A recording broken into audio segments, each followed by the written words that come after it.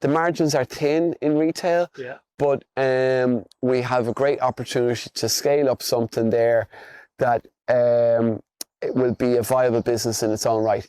But it also does something else. It diversifies my risk a little bit on the farm. 100%. So it's a little bit of a risk mitigation thing. So you can be really laser focused and say, okay, the most profitable thing I can do on this farm is, say, produce milk, for example, or grow Christmas trees. So I'm just going to carpet the place in Christmas trees.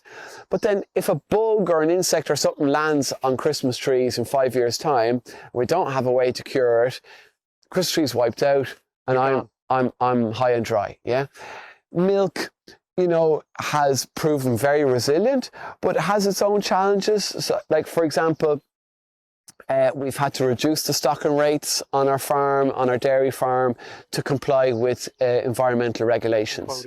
Yeah, not the quotas anymore. So there used to be a limit on how much milk you could pump out. They scrapped that, and everyone went gangbusters producing more milk. But then they realised, oh, hang on a second, lads, this is actually affecting our water quality. So what we're going to ask you to do now is dial back the intensity with which you're stocking your land, because it's the intensity of animals on the land that is creating that pressure on the biome. So by having the retail, it's diversifying. I also like retail because wholesale and primary production can be a little bit, what am I going to say? How do I describe this? A little bit heartless. Soulless, yeah. Almost. Yeah. That you're just pumping it out, pile it high, sell it cheap. Yeah.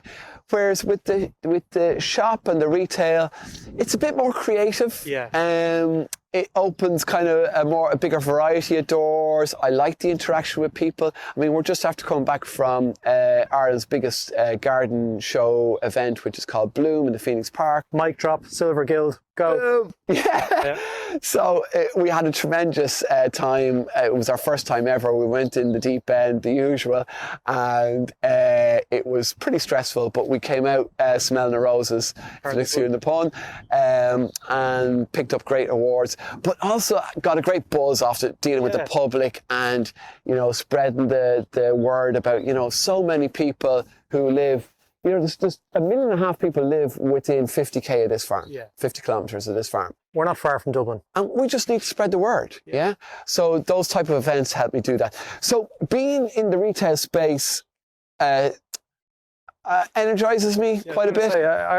I sense it, like, and when I come up on the weekends, it kind of connects the community as well. Like, you know, we, as I mentioned, St. Patrick's Day, we come back up again this year, and we knew something was going to be going on in Elmgrove, and I rang up and they said, yeah, there's stuff going on.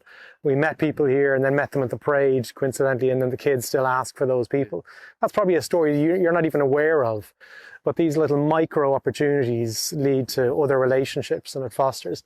How important is it that there's a relative community building around this, and what does that look like in terms of your vision for the business? Yeah, when I first sat down to draw plans for the shop. Yeah.